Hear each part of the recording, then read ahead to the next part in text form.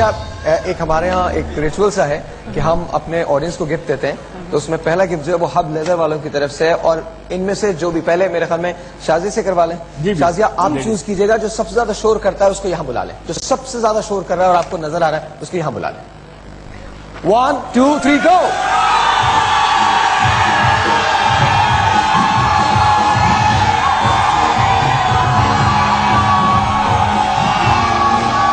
What's your name? Ahmad.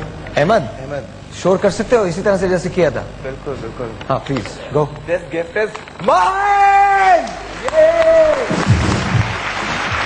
शाज़ा जी ये बताइए, आपकी नई एल्बम शैल्बम कब आ रही है?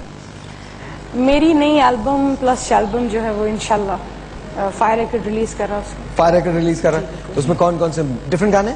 उसमें एक तो जो मेन सॉन्ग है वो डॉली की आएगी बारात का है। डॉली की आएगी बारात। बल्ले बल्ले बेटोर पंजाब में। तो वो मेरा टाइटल सॉन्ग था, और प्ले भी आपको पता है कि सुपर हिट जियो प्रोडक्शंस में, और वो गाना भी थोड़ा बहुत चल गया, तो हमने उसको बल्ले बल्ले। गाना थोड़ा बहुत नहीं चला था, गाना तो बहुत चला।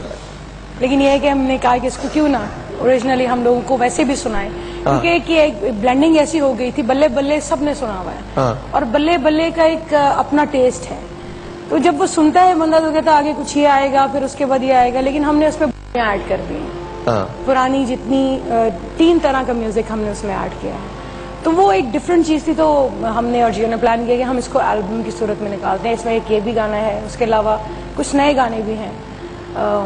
नीलैदे माई कालियां बगांदी मेहंदी पुराना फोक है, उसमें हमने किया डॉली की आएगी बारात में, क्योंकि मुझे नदीम बेग ने कहा कि मुझे एक पुराना फोक टाइप गाना चाहिए और सिर्फ ढोलक हो और पत्थर हो। अच्छा मुझे एक बात बताएं, जब कुछ नहीं कर रही होती, म्यूजिक नहीं कर रही, तो क्या करती हैं नॉर्मली? क्या करती हैं? How are your days? अच्छा, हमारा एक तो आप जब बॉर्न सिंगर होते हैं तो आप म्यूजिक के अलावा कुछ कर नहीं सकते। पक्का? हाँ। कुछ नहीं कर सकते? ये तो आप कहना यही था। ये तो नहीं, मैं सच्ची बता रहा हूँ आपको कि पता नहीं बॉर्न सिंगर कैसे होते हैं, ऐसे होते हैं आई गेस, क्योंकि बॉर्न सिंगर दुनिया में सबसे मुश्किल काम मुझे गाना लगता है, सबसे मुश्किल काम। और इसमें कोई शक नहीं है कि अगर आपको समझ आती है किसी भी चीज की, दुनिया में वो सबसे मुश्किल है। बाकी क्योंकि आप डर जाते हैं कि मुझसे कुछ गलती ना हो जाए, और जब आपको नहीं समझ आती तो वो सबसे आसान है। ये जो बात उन्होंने की, अल्लाह बख्शे मुनीर नियाज़ी मरहूम एक बड़ी मजे की बात करते थे। किसी ने उनसे पूछा कि जी आप शायर कैसे बने, तो उन्होंने कहा मुझे लगता है कि मैं घर से कुछ चीज लेने निकला था, रास्ते में मुझे शायरी मिल गई और फिर मुझे भूल ही गया कि मैं क्या लेने निकला। उसी के साथ साथ मैं सारी उम्र चलता। अच्छा, हमने अमजद साहब से पूछा था, और जाहिर है उन्होंने तो हमें बताया नहीं ना, वो बताएंगे। कहते हैं फन जो भी होता है उसमें कहीं ना कहीं कोई ना कोई इश्क जो होता है वो पोशीदा होता है, ठीक है? तो मैं ये नहीं पूछ रहा आपसे कि लेकिन क्या आप समझती हैं इश्क जो है वो जरूरी होता है जिंदगी के लिए, होना चाहिए? देखिए जी, जिस कायनात में हम बैठे हैं वो है ही मुमताज जो है वो प्यार की दुनिया ना, उसकी बेस ही इश्क है। हाँ। तो इंसान उससे कैसे एक साइड पे रह सकता है?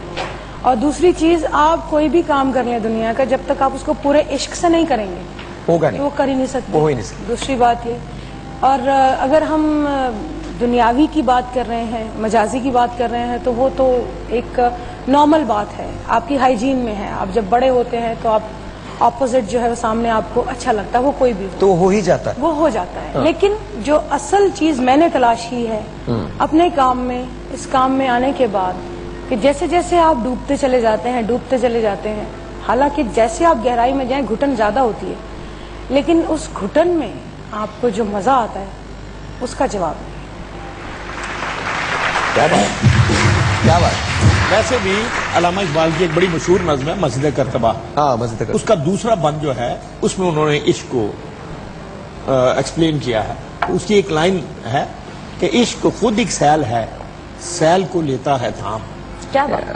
तो वो जो है ना क्रिएटिविटी कि इश्क जो है वो आपको आगे की तरफ ले जाता है, आपके अंदर जो छुपी हुई चीजें उनको बाहर निकालता है, उनको बाहर लाता है। हमने उसका वो जो मतलब दूसरे वाला ले लिया ना कि बैठ के एक आदमी बस अब सारी जिंदगी इसी गम में गुजारनी है, तो वो भी नहीं। आजकल रात को पैकेजेस बहुत अच्छे आए हैं, बड़े अच्छे कोई आजकल इसके पैकेज भी अच्छे आ रहे हैं।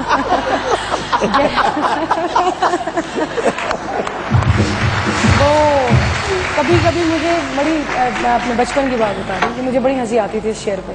अब तो मुझे खैर शर्म आती कि मुझे हंसी क्यों आती थी अच्छा कि का दरिया है और डूब के जाना। हाँ तो वो मुझे कभी पानी में आग और उसमें कूदना और उसमें डूब के जाना, तो वाकई इंसान की जिंदगी जो है एक लाहासिल जिंदगी और वो एक मंजिल की तरफ जा रही है और हासिल भी कुछ नहीं होना। अच्छा, जब किसी नए सिंगर पिछले दिनों मैंने सॉरी एक शेर मुझे याद आ गया, मैंने खुद ही एक शेर लिखा था कि कोई करता ही नहीं जिक्र वफादारी का। अच्छा, कोई करता ही नहीं जिक्र वफादारी का, इन दिनों इश्क में आसानी ही आसानी है। उसे कैसे बताऊं मैं कि ये इरफान का लम्हा अभी उस तक नहीं पहुंचा, मगर जिस वक्त पहुंचेगा उसे भी अपने बेटे को यही किस्सा सुनाने में यही दुश्वारियां होंगी। जाने वो कैसे